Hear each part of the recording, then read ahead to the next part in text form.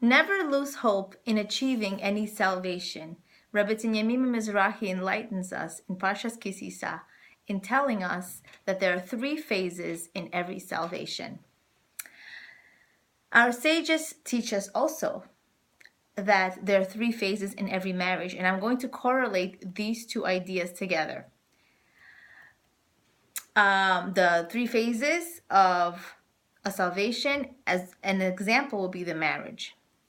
Phase 1, when we received the Torah, it was initial excitement. It was so exciting. So many people were there to see this incredible miracle. Everything was incredibly interesting and extraordinary. Marriage, when we get married, we are super excited. We believe that life will be so perfect with our new partner. Phase 2, the breaking part.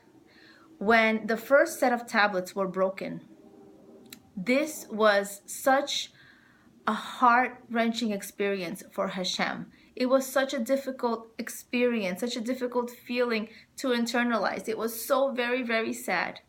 In marriage, when we make mistakes, when we have conflicts, when we have tensions, we doubt each other. We try to make sense out of how is it possible that we are together? How is it possible that we can make it work? These are the mistakes that could push us and throw us off. Phase 3 is the reunion, the commitment. Hashem gave us a new set of tablets to show His true commitment to us, that He will never give up on us, that He is bound to give us a new chance. Marriage is a beautiful union of 2 people where the marriage is made stronger when the commitment is renewed, when we resolve our problems, when we resolve our tensions and promise to make a new start. After the incident of the broken tablets, Hashem commanded Moshe, and I quote, Pesal leha shinei luchos avanim. Carve for yourself 2 stone tablets, end quote. This is written in Shemot. Pesol means to sculpt. It means to mold oneself into a new person. It means to change ourselves. You have to mold yourself. You have to change yourself. You have to remove the pesoles, the waste, in order to fit into a new mold, to be a new person. What is this pesol? It's our negative character traits. We have to be able to work on ourselves, to sacrifice our old character traits, negative character traits, and become a better person. Rav Shach Zatzal would give premarital advice to the chasanim, to the men who would be newly married, and he told them, he said that the worst characteristics that any person can have is stubbornness not to change, to be set in your ways. If one is set in their ways, they are not marriage material.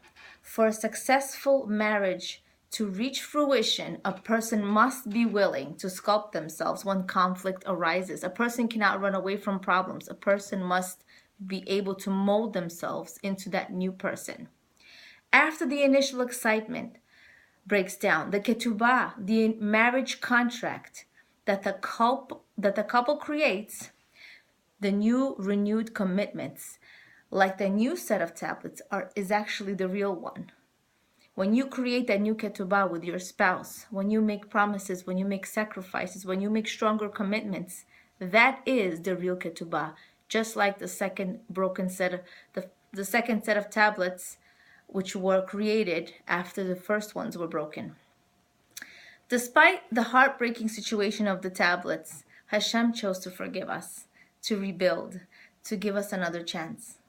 Let's forgive our spouse. We're not perfect ourselves. Let's give them another chance.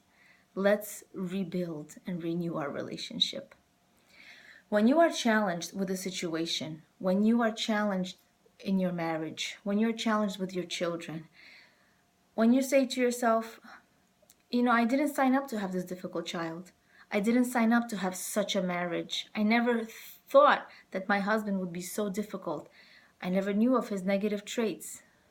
How can I know that I can deal with them? This is a situation for you to look at that pain, Look at that pain, recognize it, and choose a new route. To pick yourself up, to choose a new path, and with a different, more slightly outlook, a little bit of a different outlook, a new route. You are following in the ways of Hashem. You have the capacity to gather all the chips that were broken of stone and sculpt something beautiful.